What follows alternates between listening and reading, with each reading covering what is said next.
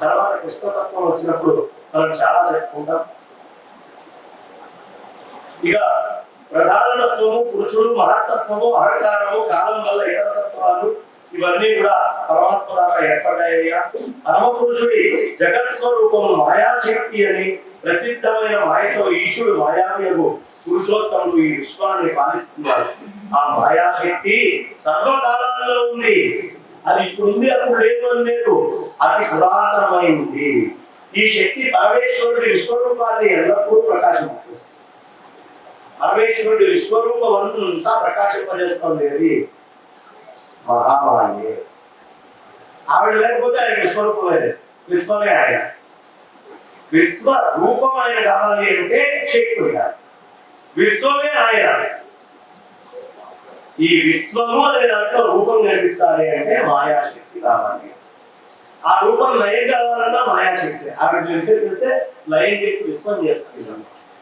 నువ్వు విశ్వం కావాలా, విశ్వ రూపం కావాలా, ఉత్తర రూపం కావాలా, ఈ ఇష్టం ఆలోచించు. అది చాలా గొప్పగా ఇక్కడ చెప్తోంది. జ్ఞానశక్తి, క్రియాశక్తి, ప్రాణశక్తి అని ఆ దేవుడికి ఇతర శక్తులు మూడు ముఖ్యమైనవి. ఏవేంటి? జ్ఞానశక్తి, క్రియాశక్తి, ప్రాణశక్తి. దీన్ని మనం ఇంకో రకంగా కూడా ఇచ్ఛాశక్తి, క్రియాశక్తి, జ్ఞానశక్తి అంటున్నాం. కానీ పూర్వ పురాణంలో అన్యాశ్చ చెప్పండి. శక్తయో ముఖ్యాస్ తస్య దేవస్య నిర్మితాః జ్ఞానశక్తి, క్రియాశక్తి, ప్రాణశక్తి ఇది త్రయం. ఓ బ్రాహ్మణ శ్రేష్ఠులారా, శక్తులన్నిటికీ వాటిని ధరించే వాళ్ళు కూడా సృజింపబడ్డారు. అవన్నీ మాయా కలిగి. ఈ మాయకి ఆద్యంతం లేదు. మాయకి కూడా ఆద్యంతం లేదు. కాబట్టి మాయ పోతుందంటే మాయ కూడా పోదు.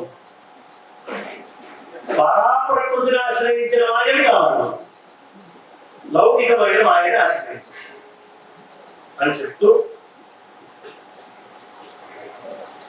సమస్త శక్తుల స్వరూపం కలిగిన ఆ మాయ వారించడానికి వీలుగా అవినాశి. కాలము మాయ అనేది తెలియదు. మాయ ఉంటేనే కాలం, మాయ లేకపోతే కాలం లేదు. ఎవరికి ఏది వచ్చినా మాయ రోగం అంటున్నారు. అంటే కాలాన్ని బట్టి వచ్చిన రోగం రాయండి. ఈ కాలం అలాంటిది. శరత్కాలపు పున్నమి నాటి రాత్రి వాడికి తెలియనటువంటి భావాలు కలుగుతాయి. ఆ భావాలు కలగడానికి కారణం ఏమిటి? మాయ రోగం. కాలం వల్ల వచ్చింది. మంచి చలికాలం వచ్చింది, జలుబు చేసింది. మాయ రోగం, మాయ రోగం. ఎందుకు అంటే కాలము ఆ విధంగా సంక్రమించిందా, రోగం వచ్చింది. అర్థం కాకపోతే కాలం ఇది ఇచ్చింది అనుకోవాలి. కరోనా వచ్చింది, మాయ రోగం. ఆ కాలంలో అది నాకు కలిసింది. మరి ఇప్పుడు అంత లేదే లేదు, కాలం దాటింది. కాబట్టి మాయ రోగం అంటారు. మాయదారి రోగం, మాయ ఈ రెండు మాటలు. ఆ కాలాన్ని సృష్టించే పరమాత్మ కాలస్వరూపుడు. కాలాన్ని సృష్టించినప్పుడు ఆయన కాలస్వరూపుడు అయ్యాడు. కాలం సృష్టించినప్పుడు కాలాతీతుడు. అలా ప్రభు కాలస్వరూపుడు, శంభువు, అఖిలేశుడు, అనంతుడు, దేవతలకు ఆదిదేవుడు అయిన పరమాత్మ యొక్క సన్నిధిని పొంది కాలము సమస్తాన్ని సృష్టిస్తుంది. కాలం ఆ ప్రభువుని, పరమాత్మను ఆశ్రయించి అన్నిటిని సృష్టి చేస్తోంది, సంహరిస్తోంది. అంతేకాకుండా సమస్త విశ్వాన్ని నిలబెడుతోంది. అందువల్ల ఈ జగత్తంతా కాలాధీనము. వరి పంట వేశారు, ధాన్యం ఎప్పుడు వస్తోంది? దాని కాలం వచ్చినప్పుడు. మామిడి చెట్టు వేశారు, దాని ఫలం ఎప్పుడు వస్తుంది? కాలం వచ్చినప్పుడు వస్తుంది. మీ యొక్క ఫలాలకి చెట్టు కూడా, శరీరం కూడా కాలం వేస్తుంది. ఆ ఇచ్చే కాలాన్ని మహామాయ. దేని వల్ల ఇస్తుంది? పరమాత్మ వల్ల ఇస్తుంది. కాబట్టి భవిష్యత్తులో నీకు ఇచ్చే ఉపాధి దేని మీద ఆధారపడుతుంది? పరమాత్మ యొక్క ఆధారం వల్ల ఈ మహాశక్తి ఇచ్చేది. మహాశక్తిని పట్టుకున్న వారికి ఉత్తమమైనటువంటి శరీరం లభిస్తుంది. మహేశ్వరుడి యొక్క అనుగ్రహం పొందిన వారికి శరీరం లభిస్తుంది, జన్మ లేదు. అర్థమైందమ్మా? ఇప్పుడు మహాశక్తి కావాలి, మహాదేవుడు కావాలి. ఎందుకు అంటే మహాదేవుణ్ణి నేను పట్టుకోలేకపోయాననుకోండమ్మా, మహాశక్తి పట్టుకుంటే శరీరాన్ని. మహాదేవుణ్ణి నేను పట్టుకున్నాను అనుకోండమ్మా, మహామాయ నేను ఒకటే అయిపోయాను. కాబట్టి క్రియారూపంలో నువ్వు ఎంత బ్రహ్మజ్ఞానమైనా మహాశక్తిని ఆరాధించాల్సిందే, శరీరం శక్తితో పని చేయాల్సిందే.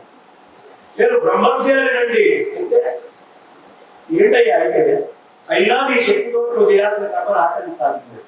తేడా వచ్చి మహామాయ కనుక ఇదే నువ్వు దొరికావంటే ఉత్తమ జన్మ రాదు. సత్కర్మాచరణ ఉండాలి, అట్లాగే జ్ఞానం ఉండాలి, రెండూ ఉండాలి. మహర్షులకి మనపాటి జ్ఞానం లేక కాదు, వాళ్ళు వేద కార్యక్రమాలన్నీ చేసింది.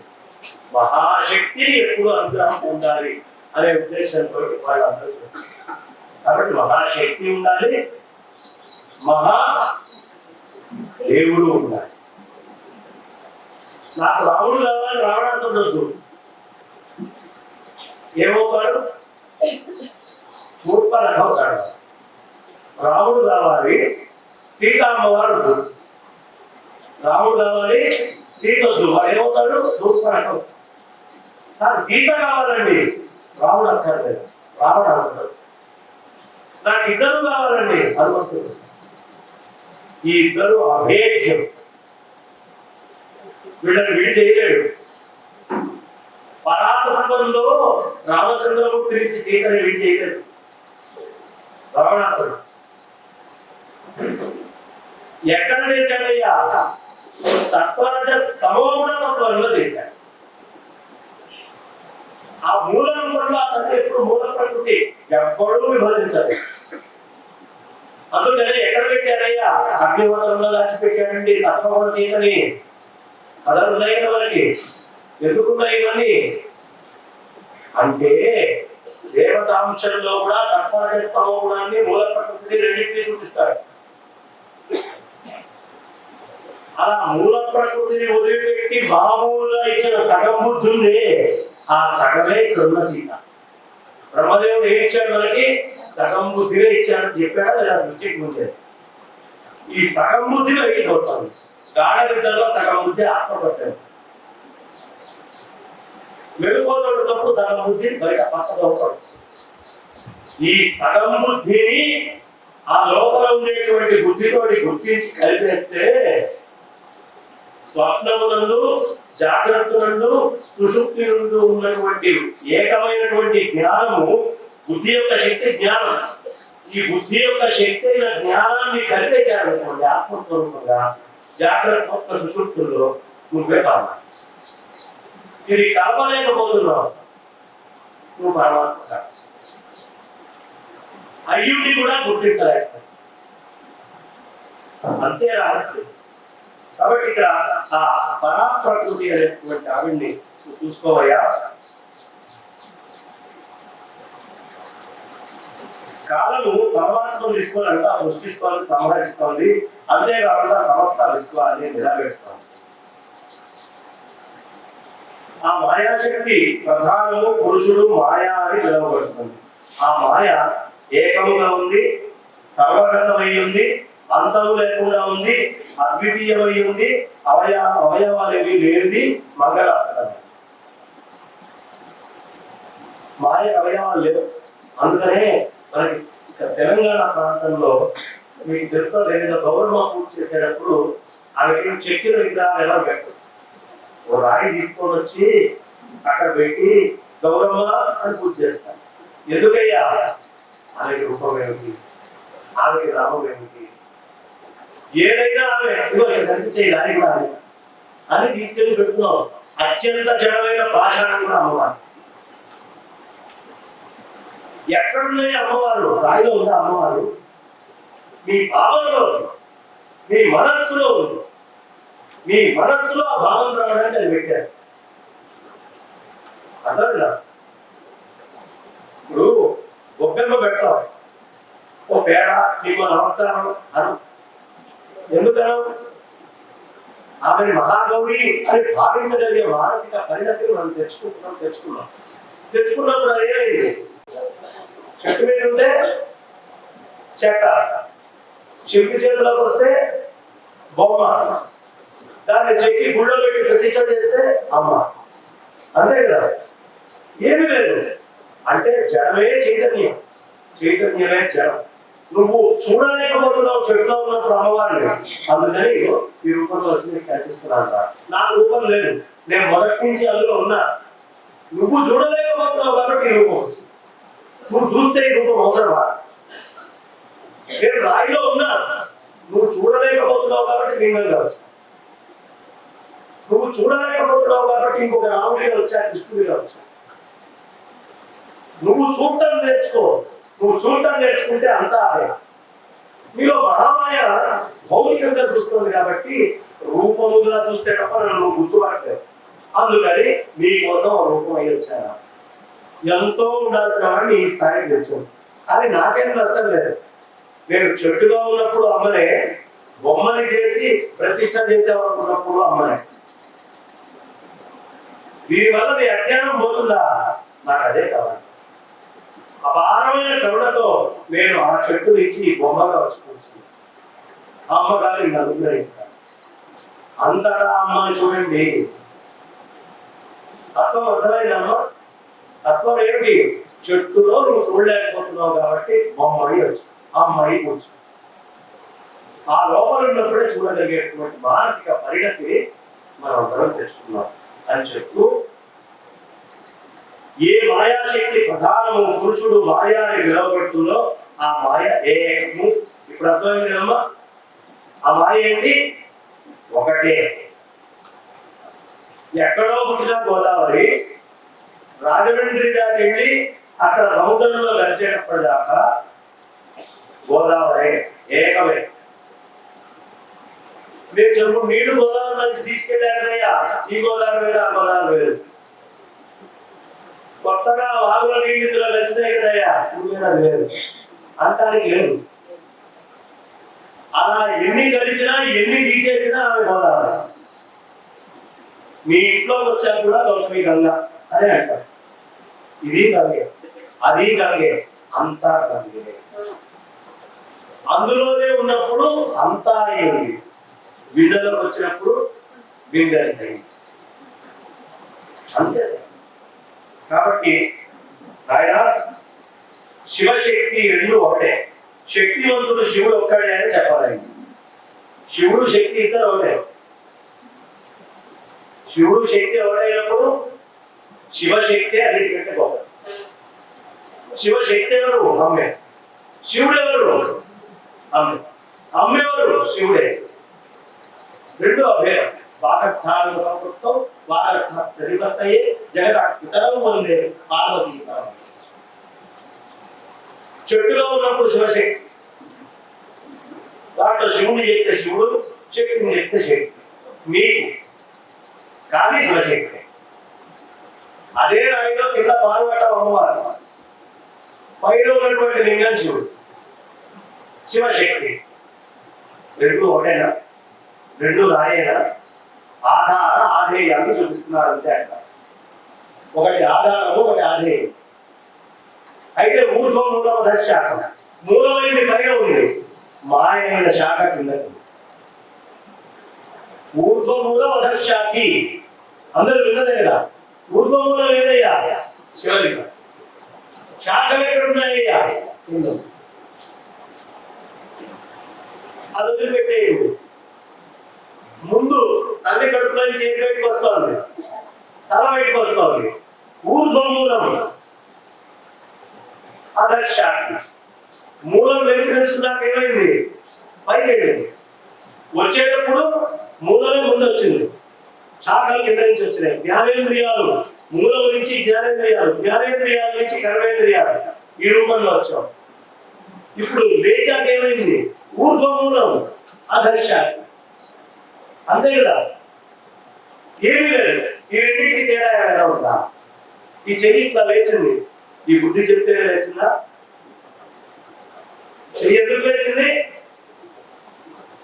ఈ చెయ్యి ఇట్లా అయింది, ఈ బుద్ధి చెప్తుందా? రిఫ్లెక్స్ ఆర్ట్, రిఫ్లెక్స్ యాక్షన్ అని రెండు ఉంటాయమ్మా.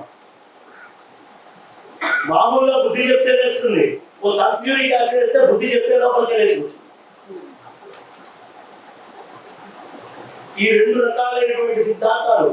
కాబట్టి ఈ పరాశక్తి ఎట్లా ఉందయ్యా, ఇటు నుంచి అటైనా అటు నుంచి ఇటైనా అదే శక్తి. కాబట్టి శక్తి ద్వారా ఆత్మ వైపు వెళ్తున్నావు లేదా ఆత్మవై శక్తిగా ఉంది, రెండు రైటే, ఏది దోషం లేదు అని చెప్తూ ఆ మాయాశక్తి సర్వరకము అంతం లేనిది, అద్వితీయం, అవయవాలు లేనిది శివశక్తి ఒకటే. శక్తివంతుడు అంటే పరమేశ్వరుడే. ఇతర శక్తులు శక్తివంతులు సర్వశక్తి నుంచి పుట్టారు.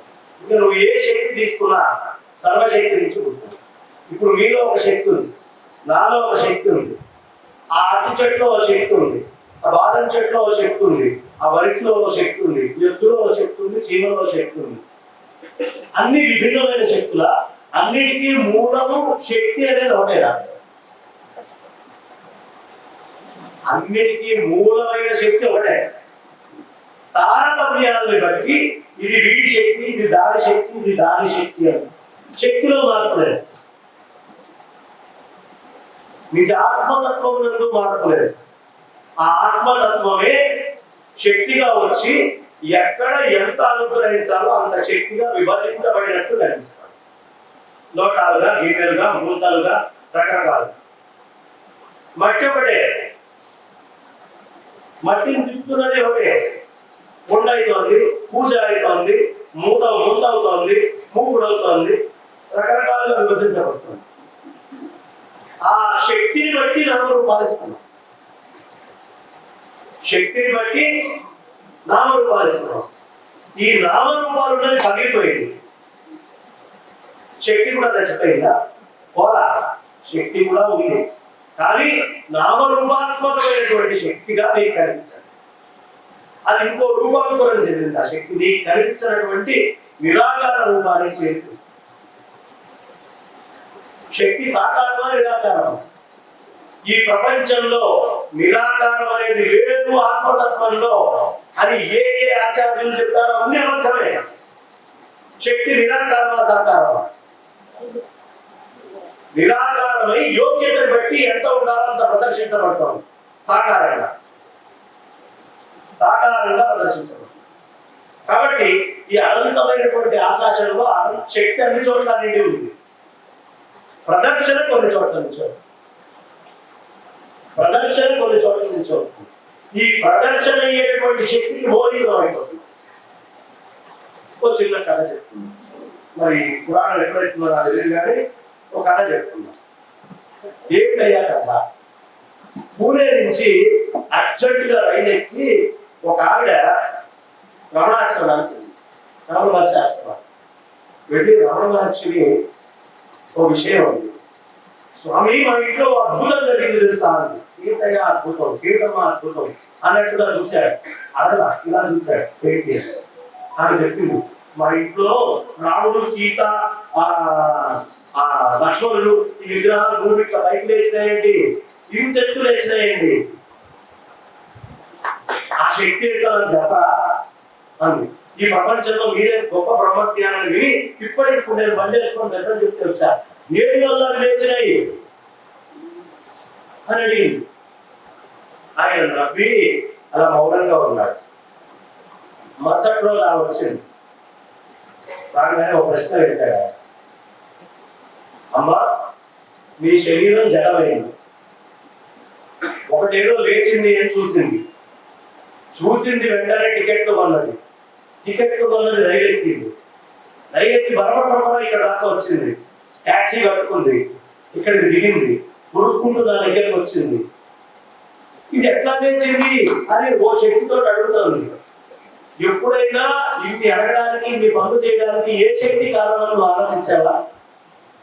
దానికి ఏ శక్తి కారణమో ఆ విగ్రహాలు తినడానికి అదే శక్తి కారణం. మనలో ఉన్న శక్తిని మనం గుర్తించట్లా.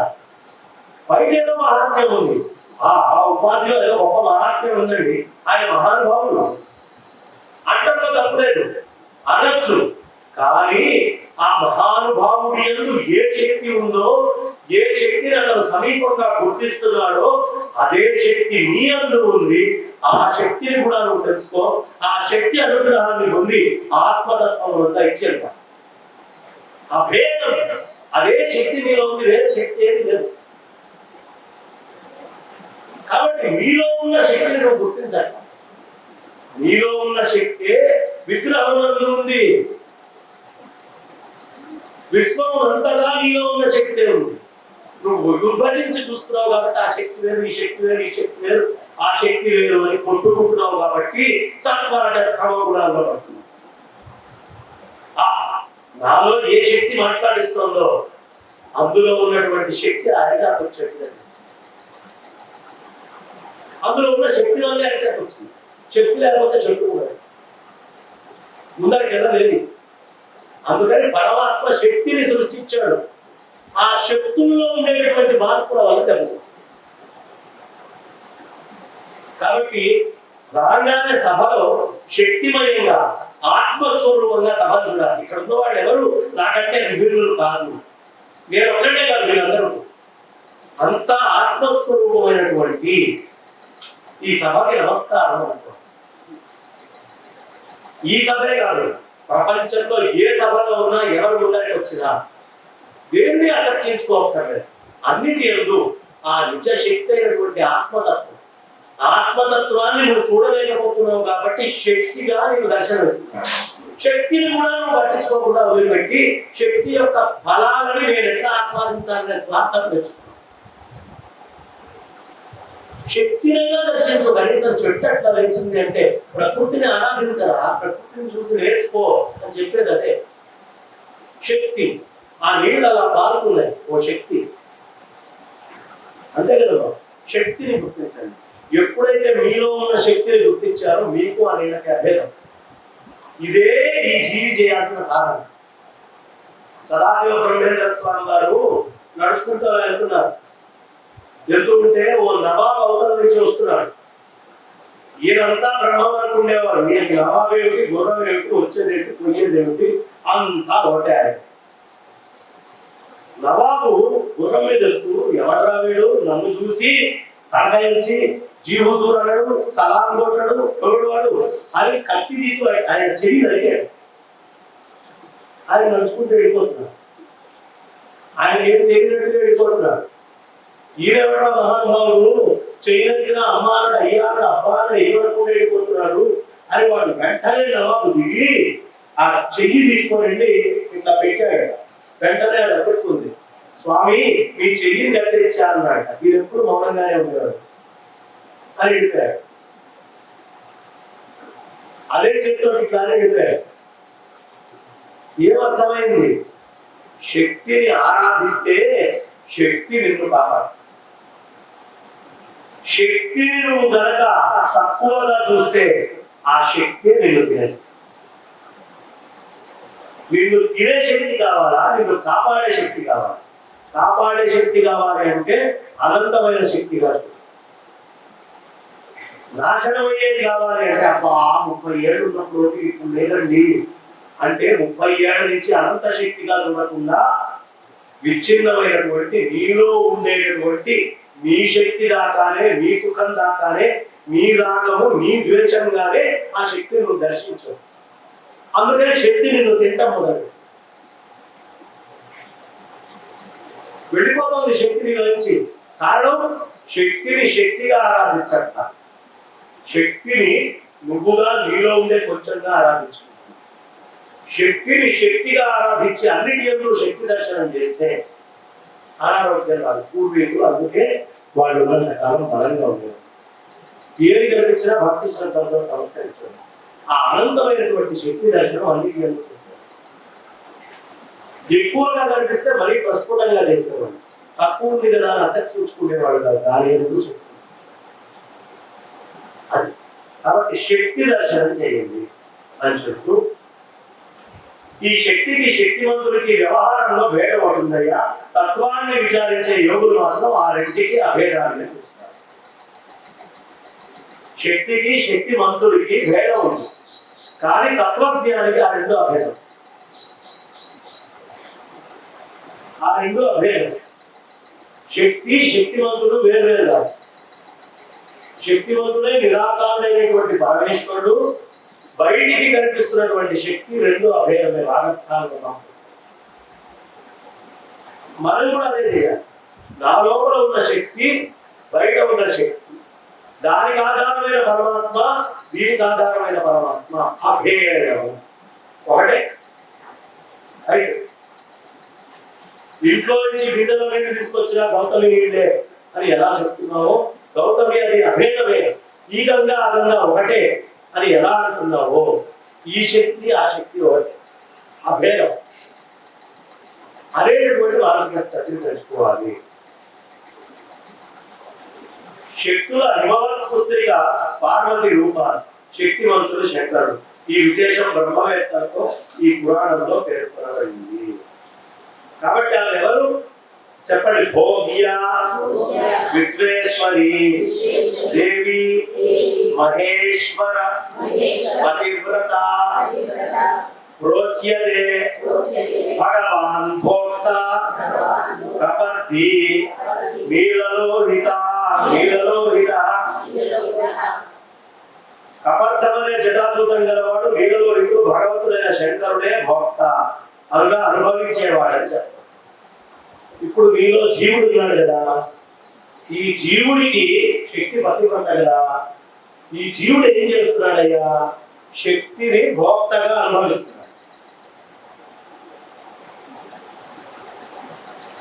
ఈ జీవుడు అనే పరమేశ్వరుడు శక్తిని భోక్తగా, అంటే నీళ్లు ఉన్నాయి, నీళ్లు శక్తి, అది కాకపోతే ఈ శరీరం ఉండదు. ఈ పరమేశ్వరుడు బ్రహ్మ నీళ్ళు అనేటువంటి దానిని, ఆ శక్తిని భోక్తగా తీసుకుంటున్నాడు. అన్నం భోక్త, ఆ అన్నాన్ని భోక్తగా తీసుకుంటున్నాడు. వాయువు తీసుకుంటున్నాడా లేదా? వాయువు అనే శక్తిని భోక్తగా ఆయన తీసుకుంటున్నాడు. అగ్ని, అగ్ని అనే దాన్ని భోక్తగా ఆయన తీసుకుంటున్నాడు. ఆకాశము అనే దాన్ని భోక్తగా తీసుకుంటున్నాడు. ఇప్పుడు భోక్త అయినటువంటి వాడు భోజనము వేరువేరా ఒకటి. భోక్త భోజనం ఒకటేనా? అమ్మవారు పరమాత్మ ఒకటైనప్పుడు శక్తివంతుడు శక్తి ఏకం చేసుకోవాలని తీసుకుంటున్నాడు. వాడు ప్రపంచంలో ఉన్న శక్తి అంతా వాడే అని తెలిసినా వాడి శక్తి శక్తి శక్తి అని కొద్దిగా శక్తి తీసుకుంటున్నాడు. ఈ శక్తి ఆ శక్తి ఒకటే అనగానే వాడి ఇంకా భోజ్యం భోక్త శక్తివంతుడు శక్తి ఏం లేదు, ఉండదు. కఠినంగా ఉంటుంది, తేలిగ్గా ఉంటుంది. అర్థమైనా? కఠినంగా ఉంటుంది, తేలిగ్గా ఉంటుంది. ఒక్కోసారి కొబ్బరికాయ లాగా ఉంటుంది, కొడితే నీళ్ళు వస్తుంది. కాస్త గట్టిగా కొట్టాలి మనస్సుని. ఆ విషయం ఉంది ఏమో, మనస్సుని ఆత్మతత్వం అనే రాయి ఒకసారి ఒక్కోటి గట్టి కొట్టాలి, కోడికి ఇట్లా రుద్దితే వచ్చేస్తుంది. అన్నిటికీ సిద్ధంగా ఉంటాయి. గట్టిగా కొట్టైనా వాడి స్వస్వరూపాన్ని తెలుసుకోవాలి. అర్థమైనా? తెలుసుకోవాల్సిందే, అదే మోక్షం. కాబట్టి ఓ బ్రాహ్మణులారా, శక్తివంతం అనే వాడి పుట్టుకకు సంబంధించిన విషయం అంతా అన్ని వేదాలలో చెప్పబడ్డాయి. తత్వదర్శులైనటువంటి మునులు దాన్ని చాలా గొప్పగా వివరించారు. దివ్యము ఉత్తమమైనటువంటి ఆ దేవీ మహాత్మ్యం బ్రహ్మవాదులైన ఋషులు వేదాంత చర్చల్లో నిశ్చయించి చక్కగా నిరూపించారు. ఏం చెప్తోంది పురాణం? వేదాంత చర్చల్లో నిశ్చయించినటువంటి బ్రహ్మతత్వాన్ని కూడా ఉంటాం. ఇప్పుడు మనం చెప్పుకున్నంత వేదాంత తత్వంలోని ప్రమాణించేయాలి. అది ఎందుకు చెప్పారయ్యా అంటే పురాణం చెప్తోంది, ఆ కోణంలో చూడదు. అందుకని దాన్ని తేలిక పరుచుకొని సాధ్యమైనంత వరకు అందించే ప్రయత్నంగా చెప్తుంది. అద్వితీయము, అంతటా ఉన్నది, సూక్ష్మరూపంగా నిత్యం చెరవేలేనటువంటిది, స్థిరమైంది అయిన పరమేశ్వరి యొక్క సర్వోన్నత స్థానాన్ని యోగులు చూస్తున్నారు. ఆనంద రూపం, నాశరహితం, కేవలం భేదరహితం, పరబ్రహ్మరూపమైన మహాదేవి ఉన్నత స్థానాన్ని యోగులు చూస్తున్నారు. ఆ దేవి యొక్క శ్రేష్ఠ స్థానము పరము కంటే పరమైన తత్వము, శాశ్వతమైంది, మంగళ రూపం కలిగింది, నాశనమే లేనిది, అంతము లేని ప్రకృతిలో లీనమైపోయింది. ప్రకృతిలో ఏమి లీనమైంది? శక్తి లీనమైంది. బీజము, బీజములో శక్తి, బీజము బ్రహ్మము, బ్రహ్మము నందు శక్తి. ఈ రెండు ఒకటే అయినటువంటి ఈ రెండు చెట్టు అనేటువంటి బీజంగా శక్తిగా కనిపిస్తుంది. శక్తి అధికంగా కనిపిస్తుంది. ఆత్మస్వరూపం నిరాకారంగా ఉంటుంది. ఎందుకంటే అది నిరాకారంగానే వచ్చింది మొదటి నుంచి. సాకారం అవుతుంది శక్తి. సాకారంగా కనిపించే శక్తిని నిరాకారమైన దాంతో ఐక్యం చేయడమే అర్థం. ఇది ఎక్కడ కావాలి? నీ మనస్సులో కావాలి. నీ మనస్సు అనే పుస్తకంలో ప్రతి విషయాన్ని అలా రాయాలి. ఉన్న కొద్ది సమయంలో ఒక్కసారి సక్రమంగా రాశాడు బ్రహ్మ విత్ బ్రహ్మయోగం. ఒక్కసారి రాసిన సార్ కరెక్ట్ గా రాయాలి. ఒక్కసారి రాస్తే నువ్వు బ్రహ్మమే అయిపోయింది, నీకు ముక్తి వచ్చేసి. కాబట్టి ఆ దేవి యొక్క శ్రేష్ఠ స్థానం పరం కంటే పరమండి. ఆ దేవి పరమపదం శుభకరం అమలం నిర్మలం గుణరహితం భేదం లేనిది ఆత్మ సాక్షాత్కారానికి విషయం. ఇప్పుడు ఆ అమ్మవారే గుణరహితం అనే పదం వాడినప్పుడు పరమాత్మ కూడా గుణరహితుడిగా చెప్పాలి. మిగతా ఏ ఆచారం ఏ గుణము లేనివాడు అని ఒక అద్వైత సిద్ధాంతమే చెప్పారు. నిర్గుణుడు నిరాకారుడు అనే అనే అక్షరాన్ని ఏది చెప్తుంది? ఒక్క అద్వైత వేదాంతం. ఇప్పుడు భారతదేశంలో రాజ్యాంగాన్ని రాసుకున్నాం అన్నారు. రాజ్యాంగం అనగా మొదలైన దానికి ఏదైనా లింగం ఉందా? లేదు. పోయిన రూపం ఉందా? రాజ్యాంగానికి రూపం ఉందా? సూత్రాలు అనేవి రాశారు. రాజ్యాంగం నిరాకారమైంది. నిరాకారాన్ని బుద్ధిలోంచి మదనం చేసి ఒక రూపాన్ని ఇచ్చారు. అంటే ప్రకృతి ధర్మాల్లో యోగ్యమైనటువంటి కొన్ని ధర్మాలని సేకరించి నిరాకారమైనటువంటి వాటిని అక్షరబద్ధం చేశారు. ఇప్పుడు ఈ రాజ్యాంగాన్ని బయటికి చూపించాలి, దాన్ని పాలించాలి, శాసించాలి, ముందరికి తీసుకెళ్ళాలి అంటే ఏం కావాలి? ఓ రూపం కావాలి. ఆ రూపమే ముఖ్యమంత్రులను, మంత్రులను, ప్రధానమంత్రులను, మంత్రులను, లేదు ప్రెసిడెంట్లను, రాజులు, ఏదో అది ఎంత దాకా ఆ చెప్పబడినటువంటిది ఆ పీఠం అనే శక్తిని ఎక్కి కూర్చొని ఆ శక్తి అక్కడ ఉన్నంత దాకా దాంట్లో పవర్ అన్నారు. పవర్ అని ఎందుకన్నారో తెలుసా? ఆ శక్తి మీద కూర్చున్నంతసేపు నిరాకారమైనటువంటి దాన్ని ఆ సూత్రాన్ని అమలుపరచడానికి. కానీ అదే వాడు ప్రతిజ్ఞ చేస్తాడు. ఎక్కిన ఎవడు వాడి శక్తి చూపిద్దామని చూస్తాడు, కానీ నిరాకారమైన ఆ శక్తిని సక్రమంగా ప్రజలకు పంచాలని ఆలోచిస్తాడు. ఈ శక్తి పైన కూర్చుని అమ్మో కేసీఆర్ అంటే గొప్పడు రా, పాతవాడి కంటే బలవంతుడు రా, ఆ పాతవాళ్లలో పివి నరసింహారావు గారు చాలా గొప్పవాడు రా, అమ్మో రాజశేఖర్ రెడ్డి ఇంకో లాంటి వాడు రా అని ఆ శక్తిని మనం కొలుచుకుంటున్నాం. పదవి శక్తి ఒకటే, ముఖ్యమంత్రి అనే పదవి శక్తి ఒకటే. అందులో నుంచి తన స్వీయమైనటువంటి గుణాలతో ఒక విచిత్రమైనటువంటి శక్తిని చూపించి ఆవభావాలు చూపిస్తారు. అదే నిరాకారమైన పరబ్రహ్మం నుంచి వచ్చిన శక్తి అని మనం ఎవరికి తెలుస్తాం? రాజ్యాంగం ఇచ్చిన శక్తి అది. నిరాకారమైన రాజ్యాంగం ఇచ్చినటువంటి శక్తి. కానీ నిరాకారమైన రాజ్యాంగ శక్తిని దర్శించేవాడు జ్ఞానులైన కొంతమంది. వాడు జడ్జిలుగా బయట కూర్చోరు. సామాన్యుడికి రూపంగా ఉన్నటువంటి ముఖ్యమంత్రులు, మంత్రులు వాడే శక్తిగా కనిపిస్తారు. ఇదే విశ్వరచన. విశ్వరచనంతా ఇలాగే ఉంది. నిరాకారమైనటువంటి దాంట్లో కొన్ని ప్రాకృత ధర్మాలు వచ్చాయి. సృష్టి జరిగింది. ఆ ప్రాకృత ధర్మాల నుంచి శక్తి వచ్చింది. ఆ శక్తి మీద ఒక అధిష్టాత కూర్చున్నాడు. వాడు వాడికి తగ్గట్టుగా శక్తుల్ని దర్శనం చేస్తుంది. మూలతత్వ శక్తిని వదిలిపెట్టి, అంటే దాన్ని అటు ఇటు మళ్ళీ ఆ ప్రకృతి విరుద్ధంగా పోకూడదు. దాన్ని చూపించుకుంటూనే ఆ పవర్ వల్ల వచ్చిన పవర్నే తీసుకొని పవర్ అయిన దాన్ని మర్చిపోయి వాడి పనులు చేసుకుంటుంది. ఇదే ఈ జీవులు చేస్తారు. మూలమైన పరాప్రకృతి సూత్రాలను మర్చిపోతున్నారు. వాడికి ఏం కావాలో చేసుకుంటున్నారు. ఇంతే. ఇదే వేదాంతం. ఇది అర్థం చేసుకోండి.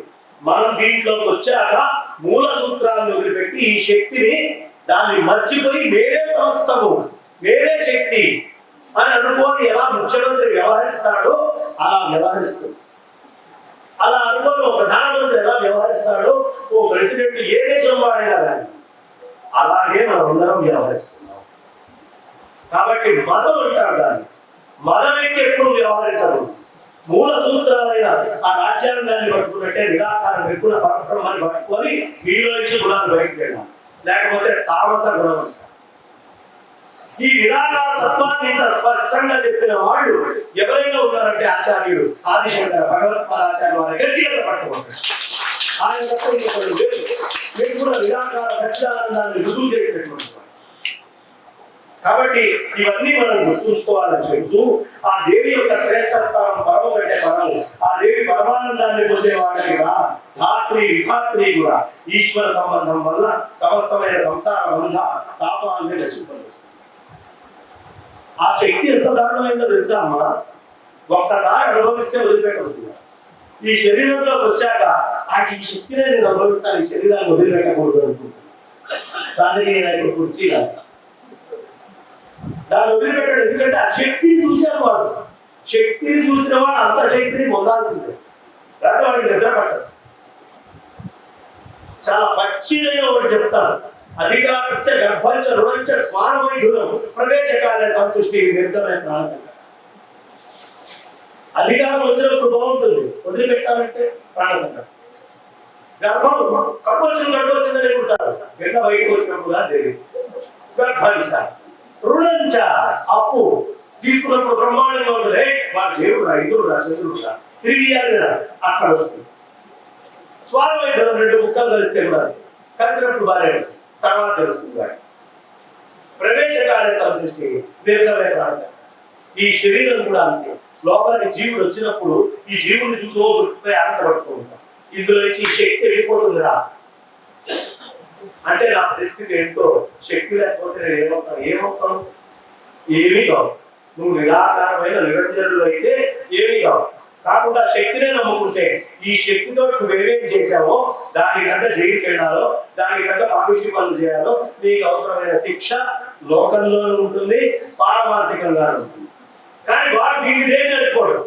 కాన్స్టిట్యూషన్ కి ఈ దాని వల్ల వచ్చినటువంటి వాడు చేసిన పొరపాటు కాన్స్టిట్యూషన్ కట్టుకోదు. వీడి శిక్ష వేసి అక్కడ ఆపేస్తాడు. అది గొప్పది. ఇది కూడా అంత.